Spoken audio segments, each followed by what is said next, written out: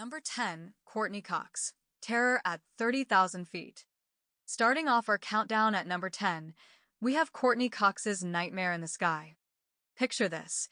You're celebrating your best friend's 50th birthday, flying to Mexico in a private jet, when suddenly, bang!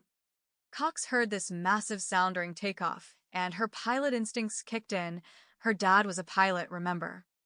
She immediately knew something was wrong. Here's the terrifying part. They had no tire. Not damaged, not flat, gone. Completely missing.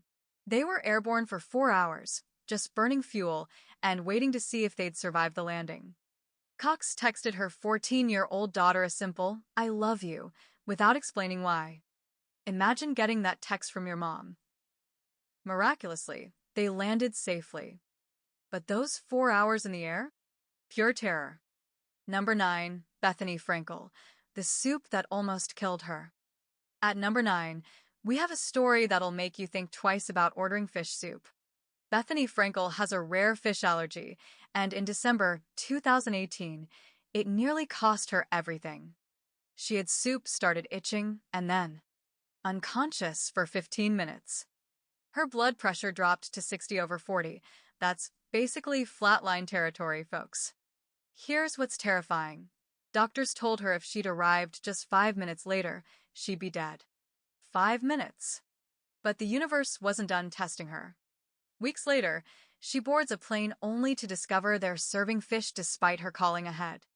The pilot literally turned the plane around rather than risk her life. Sometimes death gives you a warning. Sometimes it gives you two. Number 8, Zac Efron. When High School Musical met death. Number 8 brings us Zac Efron's brush with a London double-decker bus. The High School Musical star was trying to keep up with Hugh Jackman on a morning bike ride when things went horribly wrong. Following Jackman around some cars, Efron suddenly found himself face-to-face with a massive red bus. He slammed the brakes, went under the front tire, and narrowly missed becoming roadkill. The craziest part? Jackman just stuck up his thumb from across the road and casually said, "You good? Let's go." Sometimes your workout buddy almost becomes your witness to death. Number 7, Gerard Butler. Dragged across the ocean floor. At number 7, Gerard Butler's terrifying encounter with Mother Nature herself. While filming Chasing Mavericks in Northern California, Butler learned why they call them killer waves. A massive wave grabbed him like a rag doll, pulled him underwater, and dragged him across a reef filled with sharp rocks. Butler couldn't surface. The ocean was literally playing with him. "I couldn't get up. It was pretty hairy," he later admitted. Pretty hairy? Dude, you almost became fish food. Only a safety patrolman spotting him at the last second saved his life. The ocean giveth rolls, and the ocean almost taketh away. Number 6, Leonardo DiCaprio. 30 feet under with no air. Number 6 takes us 30 feet underwater in the Galapagos Islands, where Leo DiCaprio's oxygen tank decided to quit on him. No air, no surface, no escape. But here's where it gets mystical. Edward Norton was diving nearby and somehow noticed DiCaprio was in trouble. Norton shared his oxygen and helped Leo swim back to the surface. What are the odds Norton would notice at exactly the right moment? Leo himself says, "If a cat has 9 lives, I think I've used a few." Shark attacks, skydiving accidents, near-plane crashes. This guy's got death on speed dial. But something keeps saving him. Number 5, Josh Duhamel, the rogue wave from hell. At number 5, Josh Duhamel's vacation paradise turned into a nightmare. Filming massive waves in the Dominican Republic, Duhamel thought he was safe on the cliff, until a 30-foot rogue wave had other plans. This wasn't just any wave. It was like the ocean's own personal assassin, coming out of nowhere to literally wash him off the edge of a cliff. The only thing that saved him? Razor-sharp coral that turned his legs into hamburger, but gave him just enough grip to survive. Sometimes pain is the only thing standing between you and the abyss. Number 4, David Arquette, stabbed in the neck at a death match. Number 4 is probably the most bizarre near-death experience on our list. David Arquette decided to try professional wrestling and ended up in something called a death match. The name should have been a warning. During the match with Nick Gage, a cylindrical light bulb somehow got stabbed into Arquette's neck. A light bulb in his neck. Arquette couldn't see, couldn't hear, and genuinely thought he was dying in front of a cheering crowd.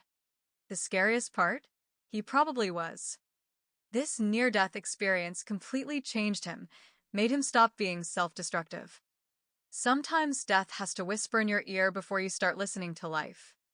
Number 3, Orlando Bloom, the fall that changed everything.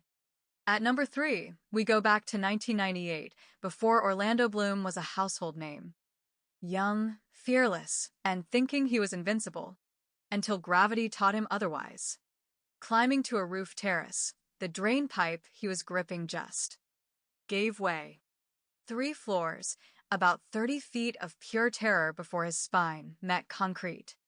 For 4 days, doctors weren't sure if he'd ever walk again. Imagine staring at hospital ceiling tiles, wondering if that's all you'll see for the rest of your life. But here's what gives me chills. Bloom says this accident completely changed how he saw life and death. Sometimes the universe has a twisted way of teaching us lessons. Number 2, Sharon Stone, death's personal target. Number 2 goes to Sharon Stone. And honestly, if anyone's got a personal vendetta with death, it's her. This woman has more near-death stories than a Final Destination movie. At 14, a clothesline nearly sliced through her jugular vein, 1/16 of an inch from game over. Then she got struck by lightning while filling an iron with water. The lightning hit their well, traveled through the water, and literally threw her across the kitchen into the refrigerator. As if that wasn't enough, in 2001 she suffered a massive stroke that took years to recover from. Stone's response? How am I going to die next time? Probably something super dramatic and nuts. At this point, death might just be personally offended. Number 1, Gary Busey, the man who died and came back. And our number 1 spot goes to Gary Busey, because this isn't just a near-death experience. According to Busey, he actually died and came back to tell us about it. In 1988, his motorcycle accident didn't just nearly kill him, it sent him to what he calls the other side. After brain surgery, Busey says he passed away and went to the other side. Here's his description that'll give you chills. I was surrounded by angels, balls of light floating all around me. And I felt trust, love, protection, and happiness like you cannot feel on earth. It's the feeling the angels live in. But here's the mind-blowing part. He says the truth told him he wasn't finished on earth yet. Like something literally sent him back with a mission. Whether you believe it or not, that accident completely transformed Busey's entire perspective on life and death. The thin line between life and death. So there you have it, our top 10 celebrity near-death experiences that prove death doesn't care about fame or fortune. But what's really haunting is the pattern. Was it just luck that saved these stars? Random chance? Or is there something more mystical at play?